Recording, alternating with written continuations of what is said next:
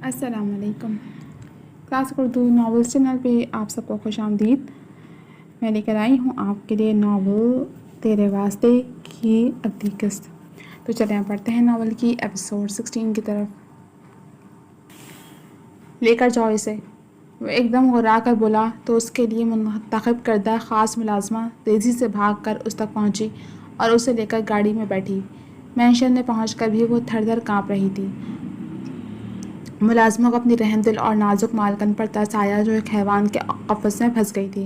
वो उसे कमरे में छोड़कर जाने लगी तो हूर ने बेसाख्ता उसका हाथ थाम लिया और नफ़ी में सर हिलाने लगी। नहीं, मुझे छोड़कर ना जाओ, वो मारेंगे मुझे। वो मिन्नत करती सुर्ख आंखों से भल भल आंसू बहाती तड़प कर बोली तो मुलाज़िमा रंज से लब काट कर रह गई। वो कुछ नहीं कहेंगे जी आपको, आप तो उनकी बीवी हैं, वो भी मनपसंद। लेकिन मालकन बुरा मत मनाइएगा, कोई भी शौहर ये बर्दाश्त नहीं करता कि उसकी बीवी रात अंधेरे में घर से भाग जाए।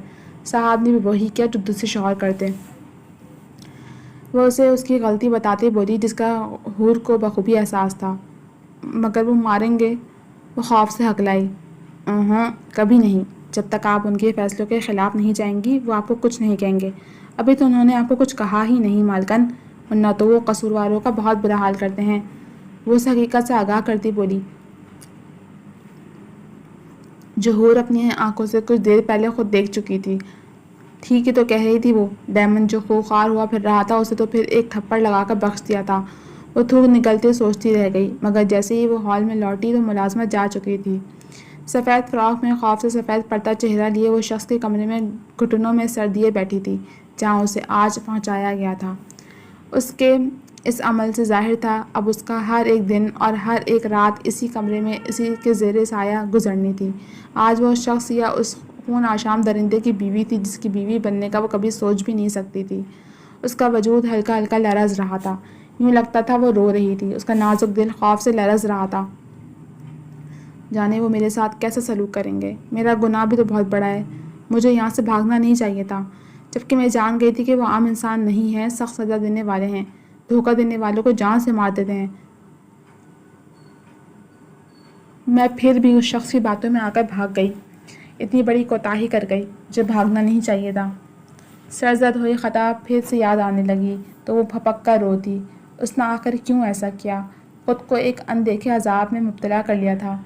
कितनी मासूम थी वो, नई जवान होती एक मासूम कली जो खिलने लगी थी, जिस पर इस माशरे ने बुरी निगाह रखी थी, जिसकी मोहब्बत ने उसकी माँ की कसम निभाने के लिए उसे बीच मंधार में छोड़ दिया था। ज़माने के रंग तो उस पर पड़े ही नहीं थे, उसने बच्चों की सी मासूमियत थी। लेकिन फिर वो मोहब्बत जैसी गलती एक बार कर गई थी। बिनते हब्बा थी ना, अपनी ही मोहब्बत के हाथों धोखा खाया, अपने ही रिश्तों से घाव खाए। और अब जो बली का बकरा बनने जा रही थी तो उस शख्स ने आकर उसे बचाया। वो उसे अपना मसीहा समझ रही थी, मगर क्या वाकई वो उसका मसीहा था या एक और दरिंदा? अपनी सोचों में गुम वो घुटनों पर ठोरी टिकाए महमूम नज़रों से एकटक नाक की सीध में देख रही थी कि दरवाज़ा खुलने की आवाज़ आई। वो चौंक कर सीधी होती नज़रें झुका गई। वो इतने फासले पर भी उसकी कांपती पलकों से फिसलते आंसू और सुर्ख थरथराते लबों को देख सकता था जिन्हें उसने सख्ती से दांतों तले भींचा था। खून की नन्ही बूंदें उसके होंठों पर उभरने लगी थीं।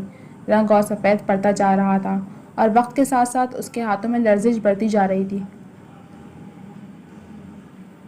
जैकेट उतारकर उसने सोफे पर फेंक दी थी।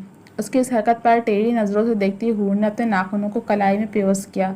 इस मंजर को देखते डायमंड की आंखों की सुर्खी कुछ और बढ़ी थी। एक संजीदा खतरनाक नज़र उस पर डालकर अपनी सफ़ेद शर्ट के दोनों बाजू कोहनियों तक फोल्ड करने लगा था। हूर के गले में गिल्टी उभर कर मासूम हुई थी। आखिर वो क्या करने वाला था उसके साथ? उसके हाथ के भारी थप्पड़ का सुर्ख निशान एक शान से उसके सफ़ेद फूल से गाल पर तमतमा रहा था। गहरी क्रिस्टल गिरे आंखों में बेवक्त सर्द मोहरी और अंदर तक सुलगती दहकती लपक थी जिसने हूर के बदन में कपकपी तारी कर दी थी। गाल से आंसू पोंछकर उसने ज़रा की ज़रा नज़र उठाकर शख्स के चौड़े सीने को देखा जो घने साए की तरह उस पर साया किए हुए था। वो बस यकटक उसे तके जा रहा था, जिसे नज़रों ही नज़रों में उसे बहुत कुछ बावर करवाना चाहता था। वो खामोश क्यों था? कुछ तो कहता। शायद वो कोई बड़ी सज़ा उसके लिए सोचे बैठा था। अपने पर हूर की खौफ भरी नज़रें वो बखूबी महसूस कर रहा था। अपने मखसूस अंदाज में चलता वो कुछ कदम पीछे ले गया और डरार से एक हथकड़ी निकाल कर उसके करीब आने लगा। जो वो उसके करीब आ रहा था वैसे वैसे उसका जिस्म ठंडा पड़ता जा रहा था, यहाँ तक कि वो बैठ के करीब पहुँच चुका था। وہی ہر کسی کی شہرگ اڑا دینے والا خطرناک انداز، تیور ایسے کہ جو مجھے دھوکہ دے گا اس کا کفارہ اسے اسی زندگی میں ادا کرنا ہی ہوگا۔ ویسی ہی چال جو شکاری کی نظر میں شکار کو دیکھ کر آتی ہے۔ وہ وقت کا ضیاع نہیں کرتا تھا، اس کا ہر پل قیمتی تھا۔ اسے جوں کا تو روتے دیکھ کر اس کی چوڑی شفاف پیشانی پر سلوٹیں نمایاں ہوئیں۔ گناہ کر گزرنا اور پھر انجام کے ڈر سے آنسو بہانا، کیا صرف یہی آتا ہے تمہیں؟ ان آنسوؤں کو خود صاف کر لو ورنہ میرا طریقہ اور انداز دونوں ہی تمہیں بالکل نہیں بھائیں گے۔ ہر احساس سے آ رہی سرد لہجہ، اس کے حکم پر وہ دونوں گالوں کو زور سے ہاتھ کی پشت سے رگڑتی بیڈ پر سے کمفرٹر ہٹاتے اٹھی تھی۔ وہ اس کے بہت نزدیک تھی، یہاں تک کہ اس کی تیز دھڑکنوں کا ردھم بخوبی سن سکتا تھا، جن دھڑکنوں نے کمرے کے سکون کو تہہ و بالا کیا تھا۔ یہ ہے تمہاری سزا۔ وہ اس کے ایک ہاتھ میں ہتھ کڑی لگا کر بند کرتا دوسری کڑی اپنی کلائی میں باندھ گیا۔ وہ حیرت سے پھٹی آنکھوں سمیت اس کی کارروائی ملاحظہ کر رہی تھی۔ ہتھ کڑی لگاتے وہ پاس ہی بیڈ پر بیٹھ چکا تھا۔ جھٹکا لگنے سے وہ بھی اس کے ساتھ ڈھہ گئی تھی۔ اسے فراموش کیے وہ اپنے فون میں مگن ہو کر اپنے خاص بندوں کو ہدایت دینے لگا۔ جب کلائی پر نرم و نازک گرفت محسوس کرتے اپنے تیزی سے چلتے لب روکے، پھر سکیڑے اور نظریں ترچھی کرتے اسے دیکھا جو ہرنی جیسی نظروں سے اسے ہی دیکھ رہی تھی، مگر اس کی ہرنی جیسی معصومیت کے جھانسے میں آنا نہیں چاہتا تھا۔ تبھی چہرہ گھما کر اس نے ایک بے تاثر نظر اپنی مضبوط چوڑی کلائی پر ڈالی جسے نرم و نازک دودھیا ہاتھ نے اپنے گرفت میں لے رکھا تھا۔ سرخ پھڑپھڑاتے قدرتی لبوں کو سختی سے بھینچ کر وہ بڑی بڑی کتھئی آنکھیں جھپک جھپک کر اسے دیکھتی، اسے کہنے کے لیے لب کچلتے ہوئے بہت کچھ کہنا چاہتی تھی۔ اپنے مقابل قریب ہی اپنی چھوئی موئی سی بیوی کو اس نے ذرا سا سر جھکاتے آنکھوں میں ہلکے سے مصنوعی غصے کی رمق لیے دیکھا تھا۔ اس کے ذرا سی سرختی لیے تیوروں سے دیکھنے پر اس کی آنکھوں سے آنسو لڑی کی صورت سرخ و سفید گالوں پہ بہتے جا رہے تھے، جن پر جا بجا سرخ نشان پڑ گئے تھے، جو اس لڑکی کے رگڑ رگڑ کر آنسو صاف کرنے کا نتیجہ تھے۔ پھر نظر اس شان سے جگمگاتے تھپڑ کے نشان پر جا ٹھہری جو تھوڑی دیر پہلے اس نے ہی تمغے کی صورت اس کے چہرے پر سجایا تھا، جو اسے دیکھتے نہ جانے کیوں پچھتاووں کے گہرے دلدل میں دھکیل گیا تھا۔ کیا وہ غصے میں اتنا اندھا ہو گیا تھا کہ اس کو نقصان دے بیٹھا تھا؟ وہ لڑکی جو اس کی سانسوں میں کیا روح میں حائل ہونے کے قریب تھی۔ اچانک زندگی میں پہلی بار شدت سے خود کو سزا دینے کا جی چاہا، نفرت ہوئی تھی خود سے۔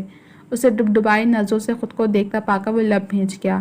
کس قدر نازک اور معصوم تھی وہ، لیکن ایک غلطی نے اس کو ڈیمن کی سزا کا مستحق بنا ڈالا تھا۔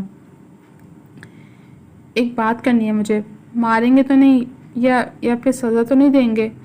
وہ معصومیت سے سو کرتے آنکھوں میں خوف لیے اس شخص سے پوچھ بیٹھی جس نے اپنے اندر کے بھیڑیے کو پتہ نہیں کس طرح شانت کر کے سلایا تھا۔ سرخ ناک کو ہاتھ کے پشت سے مسلتی وہ سر اٹھا کر بولی، باریک مدھر آواز، مومل سا انداز ڈیمن کا دل کیا وہ بولتی رہے وہ سنتا ہی رہے۔ آپ مجھے جانے دیں پلیز۔ اسے کچھ بولتا نہ دیکھ وہ ہمت کرتے اپنی بات کہہ گئی، مگر اس کے تیزی سے بدلتے تاثرات دیکھ وہ جان گئی کہ وہ آ بیل مجھے مار کہہ چکی ہے۔ کیا کہا تم نے؟ ذرا دوبارہ کہنا۔ ایک ہاتھ سے اس کا بازو پکڑ کر جھٹکتا وہ چبا چبا کر بولا۔ اس کی آنکھوں کا رنگ مزید گہرا ہوا تھا۔ اپنے بازو پر اس کی سخت گرفت اور کھردرا لب و لہجہ محسوس کر کے اس کی جان ہوا ہونے لگی تھی۔ بھلا کیا ضرورت تھی خود کو شیر کی کچھار میں ڈالنے کی؟ کچھ نہیں، میں تو کہہ رہی تھی اب آپ کو چھوڑ کر کہیں نہیں جاؤں گی۔ میں نے ایک غلطی کر دی، دوبارہ نہیں کروں گی، معاف کر دیں۔ وہ فر فر بولتے سہمی ہوئی نظروں سے اسے دیکھنے لگی کہ شاید اپنی من پسند بات سن کر وہ اسے بخش دے گا۔ اگر آئندہ دور جانے کی بات کی مجھ سے تو زبان کاٹنے سے بھی دور نہیں ہٹ رہوں گا، اور یقین مانو تم تو مجھے بغیر زبان کے بھی قبول ہو، مگر مجھ سے دور جانے کی باتیں کرتی ذرا بھی نہیں۔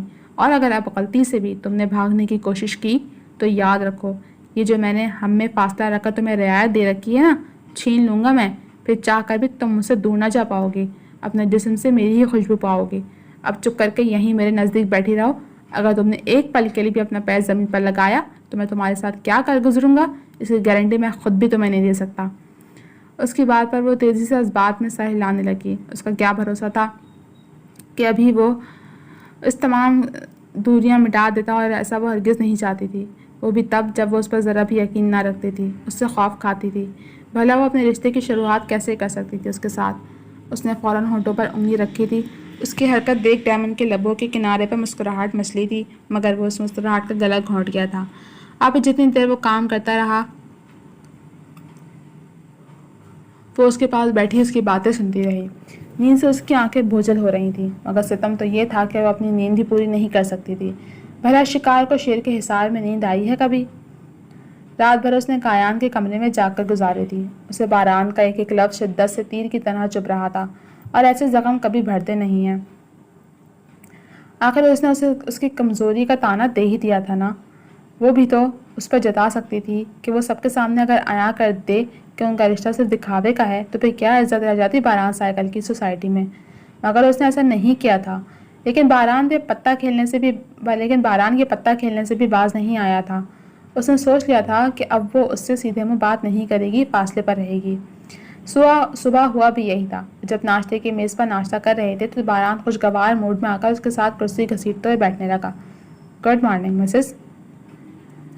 اس سے پہلے کہ وہ کرسی پر بیٹھتا، کایان اچھل کر شہزاد کی گود سے اس کرسی پر بیٹھ گیا جو باران نے اپنے لیے کھینچی تھی۔ وہ آنکھیں ترچھی کیے کایان کی اس حرکت کو ملاحظہ کرنے لگا۔ بھلا اس بات کا کیا مطلب تھا؟ کایان کے چہرے پر بھی غصے بھرے تاثرات تھے۔ I hate you۔ اپنے بچے کے منہ سے یہ جملہ سنتے اسے حیرت کا شدید جھٹکا لگا تھا۔ What do you mean by that؟